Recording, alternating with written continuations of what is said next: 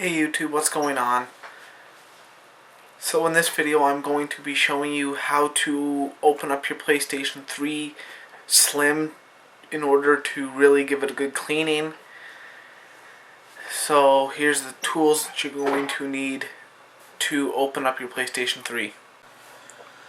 Okay, so for the tools that you're going to need to open up your PlayStation 3, you're going to need a Phillips bit to take out the screws, and I'm using this small little flathead bit for the security torx because I don't have the security torx bits. But if you take a flathead like this, you can get them to come out. Because I have a little precision set for working on electronics, I'm going to be using this as well as this, which magnetizes it, and no, it will not hurt any components, to get out two of the fasteners that are down and out of my reach with just this piece here. And to blow out any dust, you can just use a can of compressed air. I'm going to show you where your screws are that you got to take out. You have one here, one in this corner, so you have one here, one here, one here. Put these rubber feet off to the side.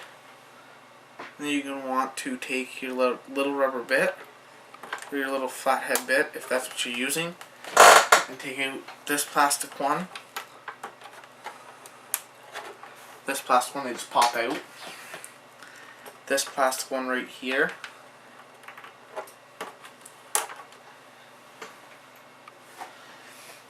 There's not a screw under this rubber foot. As well as you're going to want to unscrew, well, you don't have to, I don't believe. You don't have to unscrew the hard drive, but normally I do. There'll be a sticker here, and keep in mind, don't do this if your PlayStation is under warranty, unless you absolutely have to and don't mind voiding a warranty, because then you'll find this little cover here as well. Feeling another screw. So now you can go ahead and start unscrewing all these screws. It doesn't matter which order you start unscrewing them in.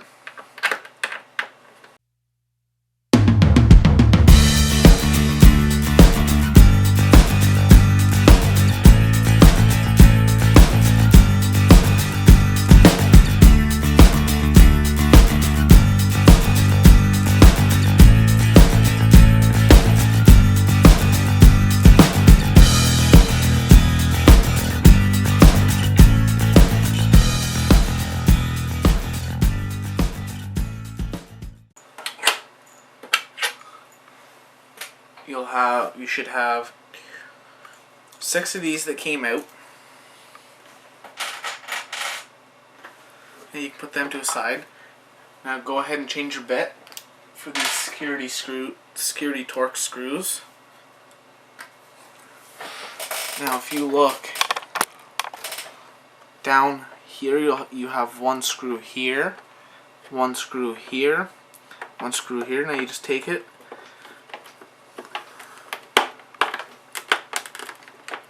and you may have to put a bit of pressure on it. Now keep in mind that it's just a fine threaded little screw, so do not lose these. A little bit harder to do backwards.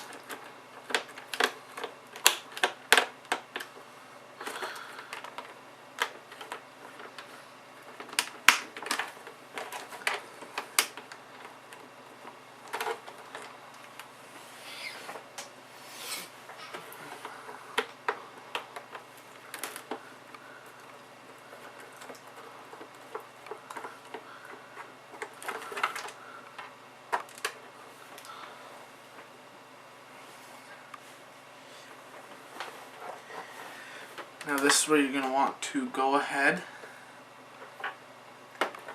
and carefully flip this over.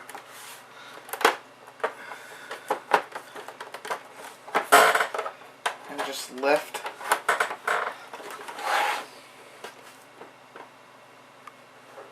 this off, but I also forgot one screw. So this is why it's important not to force things.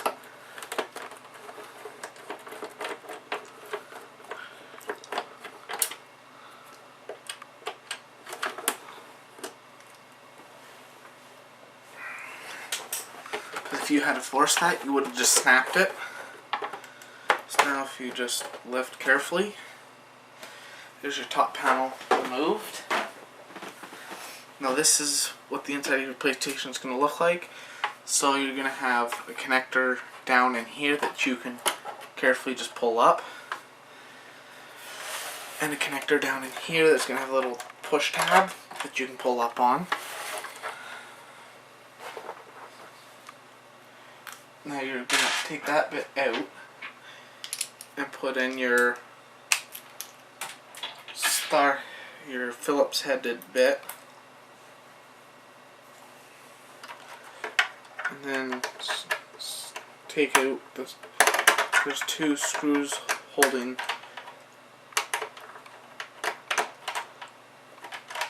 so this stupid thing won't work.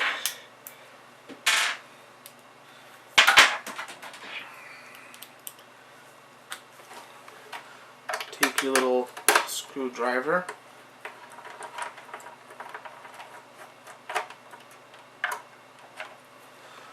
and you'll pull out two screws like this, put them off to the side.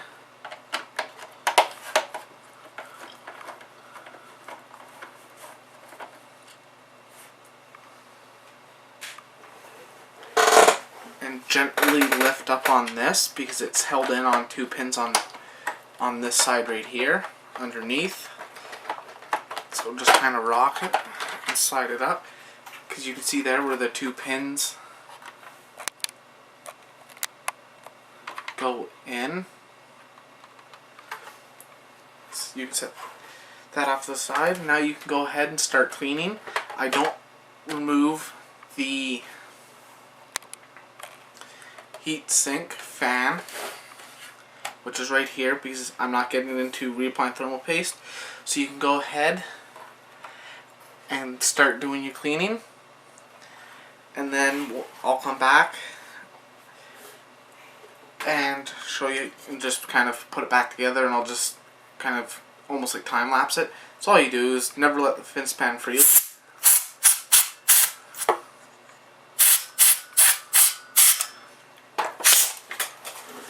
You can just blow it out like so until your straw thing pops out.